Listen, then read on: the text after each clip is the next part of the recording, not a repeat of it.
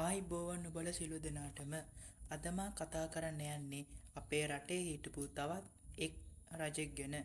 මේ රජතුමාගේ නම තමයි යසකාල තිස්ස රජතුමා. ක්‍රිස්තු වර්ෂ 52 ඉඳලා 59 වෙනකන් තමයි මේ රජතුමා රජ කරලා තින්නේ. ඇත්ත වශයෙන්ම කියනවා නම් යසකාල තිස්ස රජතුමා කියන්නේ ඊටමත් විනෝදයට ලැබි චරිතය. ඒ කියන්නේ රජතුමාට කොහොම හරි ඕනේ මොකක් හරි විහිළුවක් කරගෙන කාලය ගත කරන්න. ඉතින් මේ රජතුමාට මැරෙන්න උනේත් ඒ වගේ විහිළුවක් කරන්න ගිහිල්ලා. ඉතින් මම ඒ කතාව කියන්නම්. ඔන්න මේ යසකාල තිස්ස රජතුමාගේ කාලේ හිටියා සුබ කියලා දොරටු පාලකෙක්. ඉතින් මේ සුබ කියන දොරටු පාලකයාත් යසකාල තිස්ස රජතුමාට ගොඩාක් සමානයි. ඒ කියන්නේ මේ සුබ කියන දොරටු පාලකයයි යසකාල තිස්ස රජතුමාවයි වෙන් කළ හඳුන ගන්න බෑ. ඒ තරම්ම මේ මේ යසකාල තිස්ස රජතුමා සහ සුබ කියන දොරටු පාලකයා දෙන්නම එක හා සමානයි. ඒ කියන්නේ දෙන්නගේ මූණ සමානයි, වගේම කටහඬ සමානයි, ඔක්කොම දේවල් එක හා සමානයි. ඒ දෙන්නම එක වගේමයි.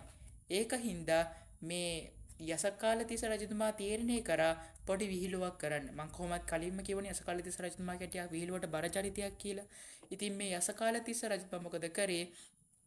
එයා තීරණය කරා හරි මේ සුබ කියන දොරටු පාලකයාත් Taman වගේම හින්දා මේ සුබ කියන දොරටු පාලකයාට තමාගේ රාජ්‍ය ඇඳුම් සුබ කියන දොරටු පාලකයාට අන්දලා Taman අර සුබ කියන දොරටු පාලකයාගේ ඇඳුම් අදින්න.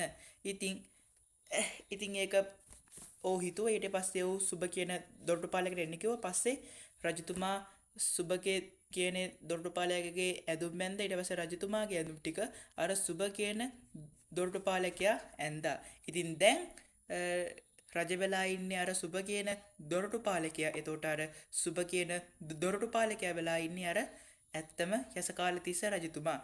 ඉතින් ගොඩක් අය ඒක දන්නේ නැහැ. මහා ඇමතිවරු ඒවා දන්නේ නැහැ. ඉතින් මහා ඇමතිවරු ඇවිල්ලා සිංහාසනේ ඉන්න අර සුබ කියන ඉතින් මේක දන්නේ මහා ඇමතිවරු. ඒගොල්ලෝ මොකද කරන්නේ? ඒගොල්ලෝ රාජ සභාවට ඇවිල්ලා ඒගොල්ලෝ හිතනවා මේ ඉන්නේ යසකාල තිස්ස රජතුමා කියලා. නමුත් ඇත්තට මේ ඉන්නේ යසකාල තිස්ස රජතුමා නෙමේ. ඒ සිංහාසනේ ඉඳගෙන ඉන්නේ අර සුබ කියන දොරටු පාලකෙන්.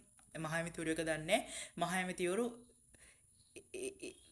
ඒ සිංහාසනේ ඉඳගෙන රජතුමාට වඳිනවා. ඉතින් එම වඳිනකොට අර පිටිපස්සේ ඉන්න අර සුබ කියන දොරටු පාලකයා විදිහට වෙස්වලාගෙන ඇත්තම යසකාල තිස්ස රජතුමා hina වෙනවා.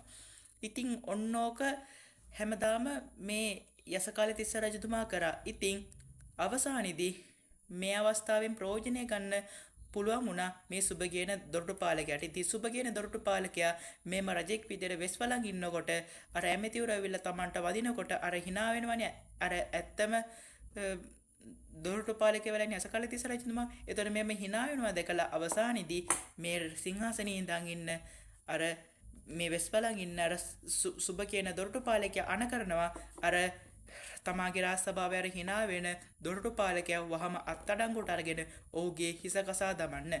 ඉතින් අනවශ්‍ය විහිළු හින්දා අවසානයේදී යසකාල තිස්ස රජතුමාට මිය යන්න වුණා. බොහොම ස්තුතියි.